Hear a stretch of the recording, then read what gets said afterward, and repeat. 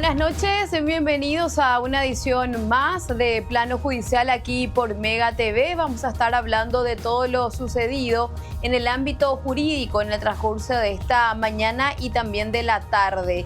Lucas Aracho, ¿cómo estás? Muy bien, Noelia, buenas noches. Un gusto iniciar esta nueva edición de Plano Judicial en un martes con mucha información dentro del ámbito tribunalicio y por supuesto los principales temas los vamos a desarrollar en el transcurso de la noche. Y arrancamos con este primer caso de Dalia López. ¿Dónde está Dalia López? Hasta el momento la Policía Nacional no pudo dar con ella. Ya se cuenta con un nuevo juez, luego de que el magistrado Osmar Legal se haya inhibido de este proceso. El magistrado José Agustín del Mas actualmente tiene el expediente, Lucas. Exactamente, Noelia, él ya admitió esta causa. El juez Osmar Legal, hay que recordar, como bien estaba diciendo, ya se inhibió porque él actuó como fiscal en su momento en la investigación, firmó inclusive la imputación, entonces existe un fundamento lógico que hace que él sea parte del caso. Y en torno a esta aceptación de la causa por parte del juez José Agustín del Mas, ya decíamos inclusive también, y él lo que hizo fue ahora, Noelia, oficiar a Interpol para que en términos prácticos, se mantenga la orden de captura internacional en el sistema de Interpol, esta orden de captura que pesa ya sobre Dalia López, esta empresaria que está prófuga de la justicia desde marzo del año 2020. Ella había se había encargado de traerlo a Ronaldinho y a su hermano aquí a Paraguay, ¿no? Eso fue prácticamente coincidencia con la pandemia en el 2020. Así es, y aparte de eso, se le abre un proceso a Dalia López, el ex futbolista, también su hermano, ya fueron beneficiados con una salida también en un procedimiento abreviado, pero sin embargo la empresaria hasta el momento continúa prófuga de la justicia. Vamos a compartir la entrevista con el magistrado José Agustín del Mas.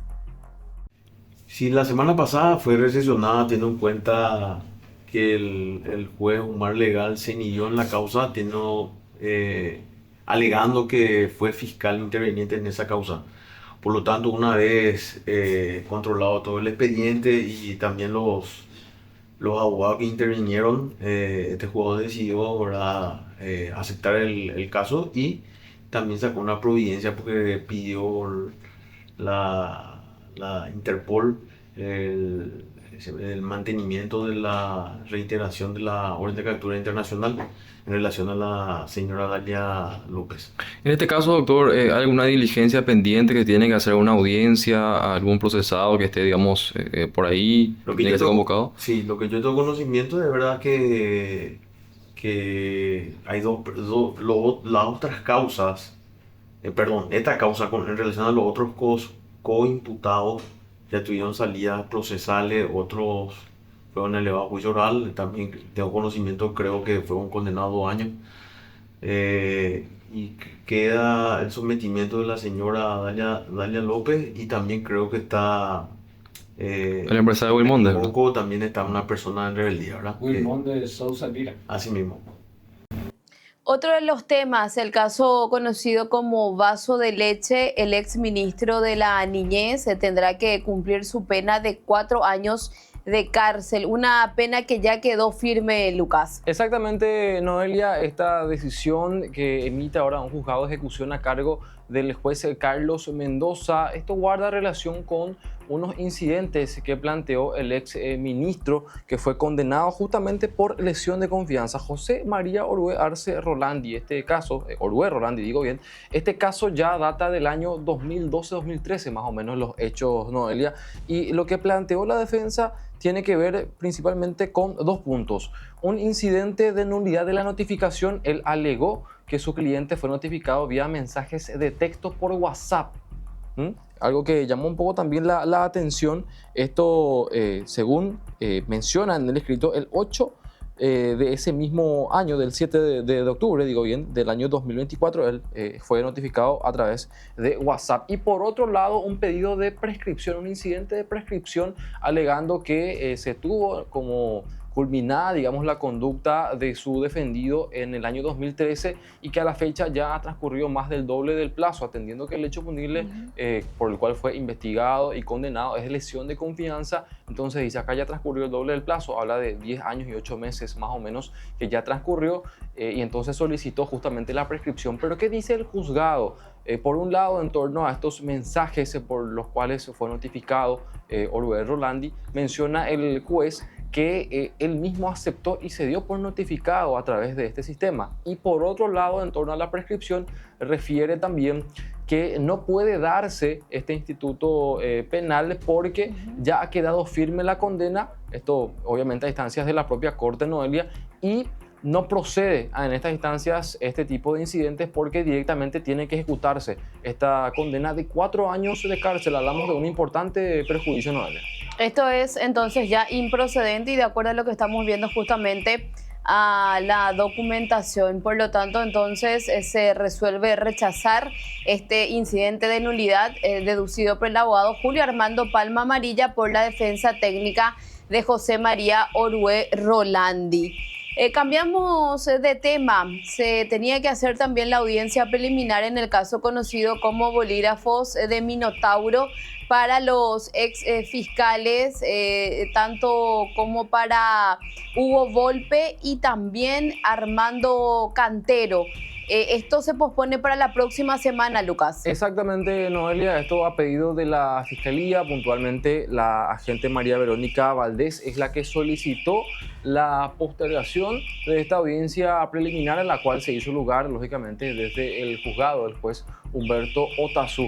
Esta causa guarda relación con un presunto caso de cohecho pasivo agravado. Se habla inclusive de soborno y frustración de la persecución y ejecución penal, porque estas dos personas, estos dos procesados, cuando eran fiscales, habrían recibido costosas lapiceras valuadas en más de 6 millones de guaraníes para archivar una causa que en aquel entonces estaba abierta contra Sergio de Arruda Quintiliano Neto, alias Minotauro, este presunto narco brasileño que llegó a estar mucho tiempo en nuestro país. Y bueno, esto quedó para el 30 y 31 de octubre, Noelia, pero hay una cuestión también importante que se debe mencionar. Hoy sí se realizó una audiencia de reposición porque la defensa de Cantero finalmente presentó una reposición justamente contra esta nueva convocatoria. Habrá que ver qué es lo que resuelve el juzgado. En caso de que se rechace, esto podría ir hasta la Cámara de Apelación y bueno, se podría trabar inclusive un poco también lo que tiene que ver con esta nueva convocatoria a audiencia preliminar.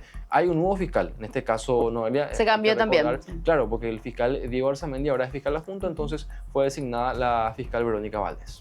Hacemos una pausa. A la vuelta seguimos informando aquí en Plano Judicial.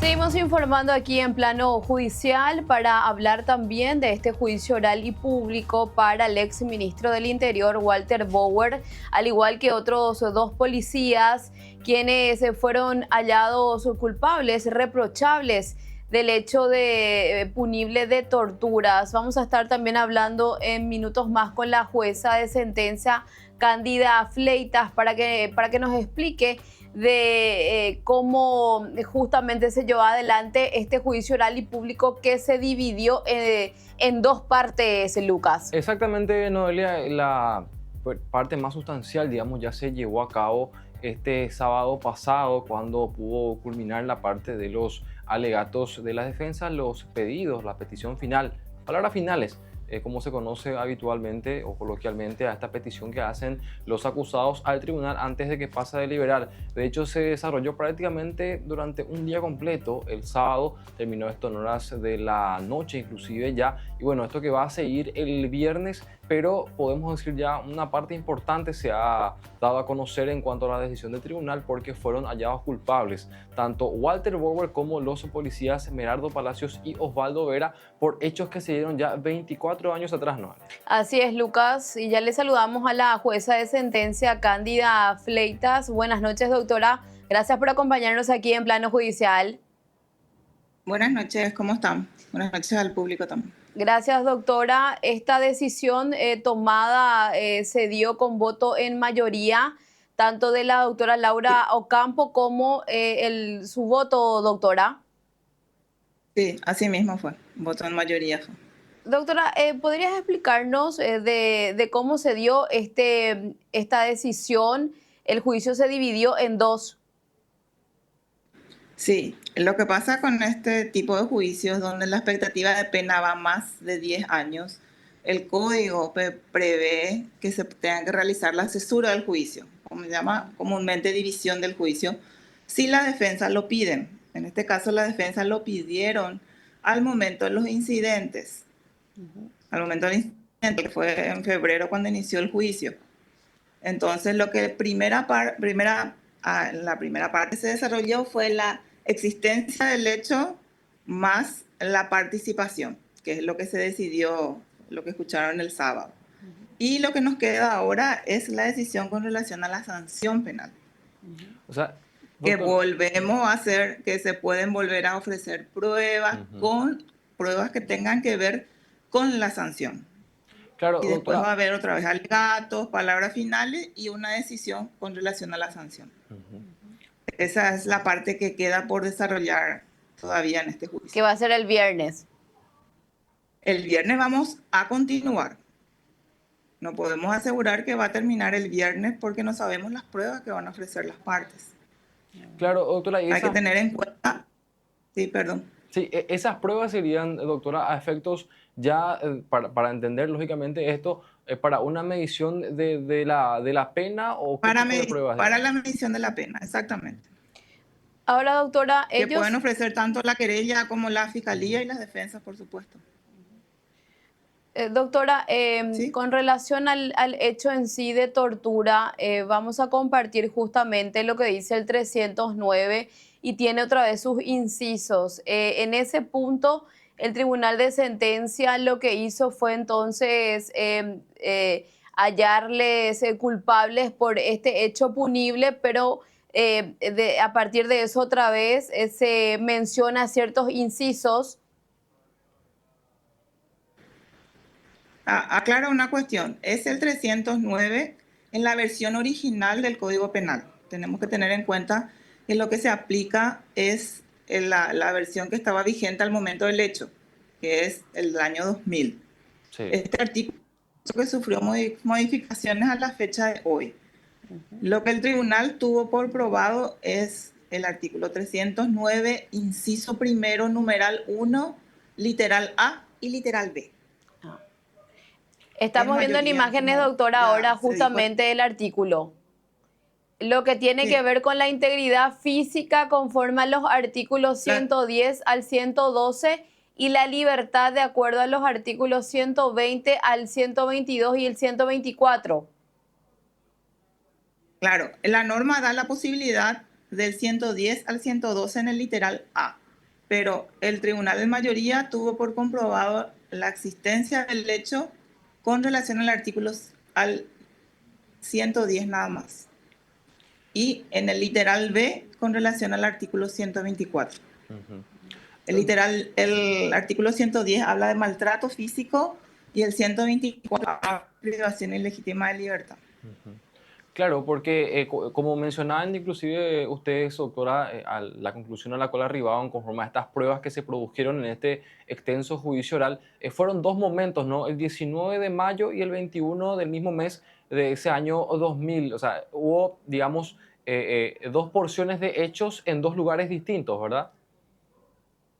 Exacto, dos porciones de hechos en dos lugares distintos y con dos víctimas distintas. En este caso... Porque el 19 de mayo lo tenemos a Jorge Luis López. Sí. Y lugar distinto porque es la comisaría 11. Y el 21 de mayo es el comisario Alfredo Cáceres en en la Infantería de Marina. Ahora, doctora, hacían referencia ustedes también a cómo se da este tipo de hechos generalmente y en torno a lo que se pudo probar. Estas personas, estas víctimas, fueron llevadas hasta estos lugares, se les vendaba inclusive los ojos, eran arrojados al suelo y recibían golpes en la planta del pie. O sea, un lugar básicamente donde no se Sí, puede dejar fácilmente heridas o secuelas, podemos decir.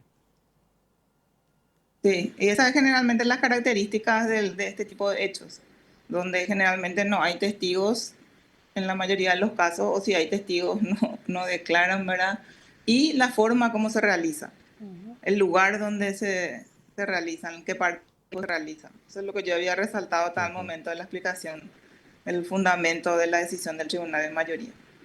Doctora, ¿no se puede decir entonces si es que este viernes 25 ya se va a dar a conocer el veredicto del tribunal? Y no podemos decir todavía, Noelia, porque no sabemos las pruebas que van a ofrecer las partes.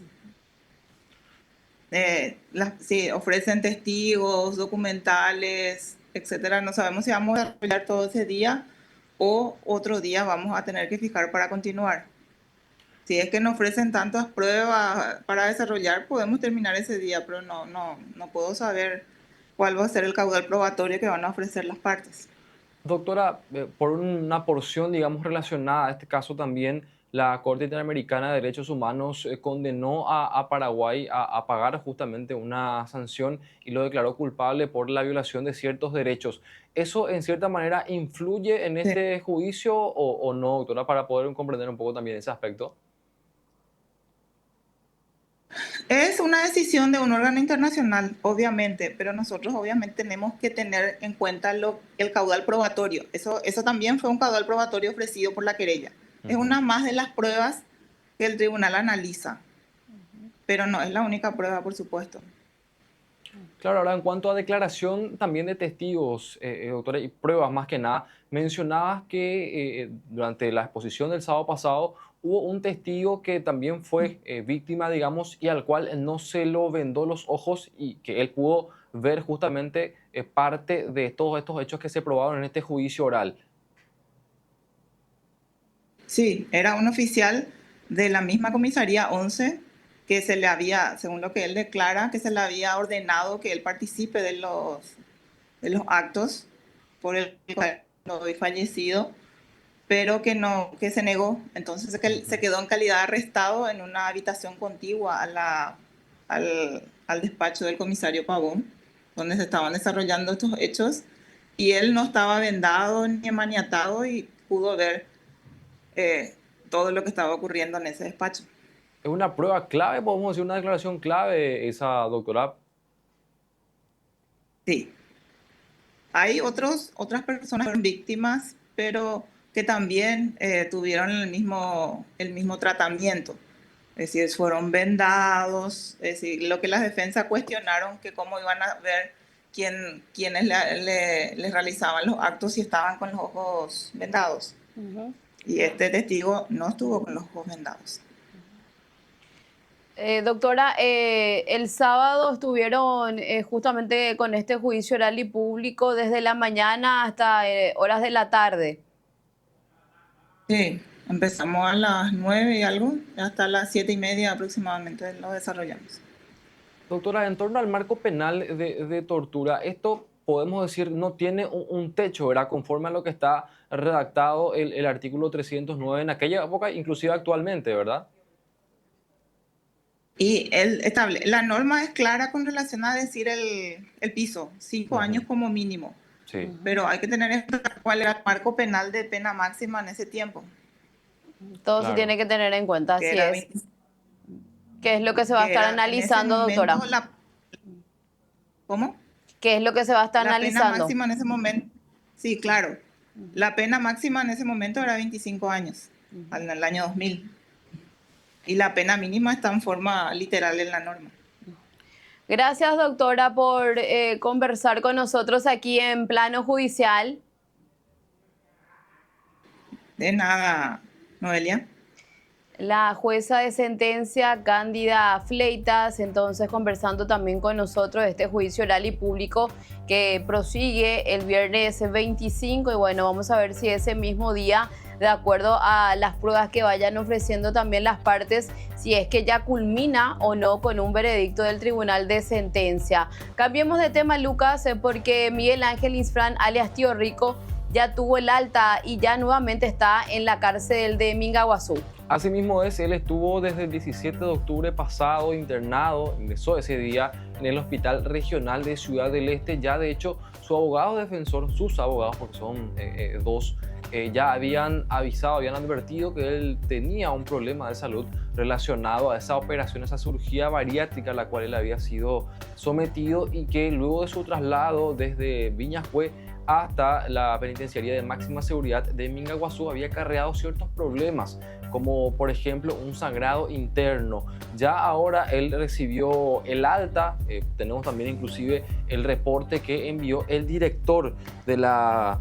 el informe médico. Exactamente, el informe médico, podemos decir, del director del Hospital Regional de Ciudad del Este, Noelia, que habla justamente del alta médica y también hace referencia a unas indicaciones de seguimiento que se deben hacer, un seguimiento estricto en gastroenterología y también con un nutricionista. El doctor Federico Schroeder es el que envió finalmente este reporte, lo vemos allí en imágenes también, y ya cuenta con el alta entonces, pero un punto importante, Noelia, sus allegados, inclusive sus abogados también mencionan que él todavía no está en óptimas condiciones en cuanto a salud se refiere. Porque él, hay que mencionar, Lucas, que tiene una operación, o sea, de bypass gástrico. Entonces, a partir de ahí, entonces, es que él tiene cierto cuidado en cuanto a su alimentación, que desde el día 1 prácticamente, en donde él fue privado de su libertad, esto los abogados también acercaron hasta el juzgado o a través de los diferentes medios de prensa también venían